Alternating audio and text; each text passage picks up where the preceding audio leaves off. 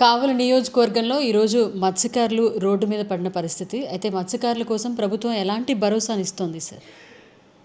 మత్స్యకారుల జీవుల్లో వెలుగులు నింపేటువంటి పార్టీ తెలుగుదేశం పార్టీ. మత్స్యకారులు సాదరంగా ఆహ్వానించిన పార్టీ తెలుగుదేశం పార్టీ. మత్స్యకారుల ఎడల నిరంతరం కూడా వాళ్ళ అభ్యున్నతి కోసం పనిచేస్తున్నటువంటి పార్టీ తెలుగుదేశం పార్టీ.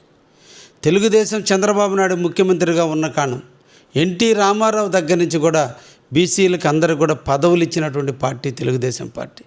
ఈ రోజున మత్స్యకారుల యొక్క భరోసా కావచ్చు, మత్స్యకారులకు యంత్రాలు కావచ్చు, మత్స్యకారుల బోట్లు కావచ్చు, వలలు కావచ్చు, అన్ని సబ్సిడీల్లో ఇచ్చినటువంటి ఏదైనా ఉంది ఈ రాష్ట్రంలో అంటే అది ఒక తెలుగుదేశం, బీజేపీ, జనసేన ఉన్నటువంటి ఫ్రంట్ ప్రభుత్వమే.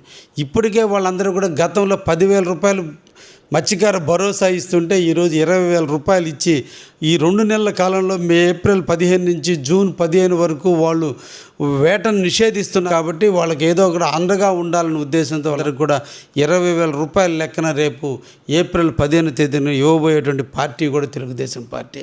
ఇప్పటికే వాళ్ళు బోట్లు కొనుగోలుగా చేసుకోవాలంటే 40% సబ్సిడీతో ఈరోజు వాళ్ళకి బోట్లు కొనుగోలు చేయిస్తున్నాం. వాళ్ళ కోసం హార్బర్లు నిర్మిస్తున్నాం.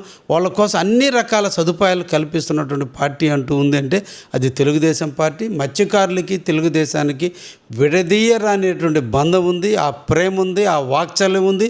వాళ్ళు తెలుగుదేశం పార్టీని వాళ్ళ హృదయాల్లో నింపుకున్నారు. రాముడు అంటే ఎన్టీఆర్ని రాముడిలాగా చూసుకుంటాడు, కృష్ణుడిలాగా చూసుకుంటారు. చంద్రబాబు నాయుడిని, లోకేష్ని హక్కున చేర్చుకున్నారు. మొన్నటి రోజున యువగళం పాదయాత్ర జరిగితే ఎక్కడ మత్స్యకార గ్రామాలు ఉన్నాయో అక్కడ దిగ్విజయంగా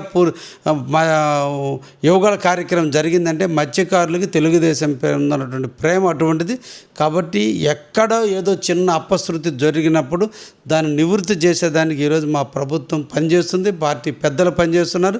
ముఖ్యంగా కావలి నియోజకవర్గానికి ఎమ్మెల్యేగా నేను నిరంతరం కూడా వాళ్ళని కాపు కాసుకుంటూ వాళ్ళ అవసరాలు తీర్చుకుంటూ వాళ్ళ ఇబ్బందుల్లో తోడుగా ఉంటూ వాళ్ళ ఇంటి బిడ్డగా నేను తప్పకుండా ఉన్నాను. ఆ ధైర్యాన్ని ఇస్తున్నాను. ఎట్టి పరిస్థితుల్లో ఇంకొకసారి ఇటువంటి పరిమాణాలు రాకుండా కూడా మేమందరం కూడా ప్రయత్నం చేస్తున్నాం. ఎట్టి పరిస్థితుల్లో వాళ్ళని అండగా ఉన్నామని కూడా మీ సందర్భంగా తెలియజేస్తూ ఉన్నాం.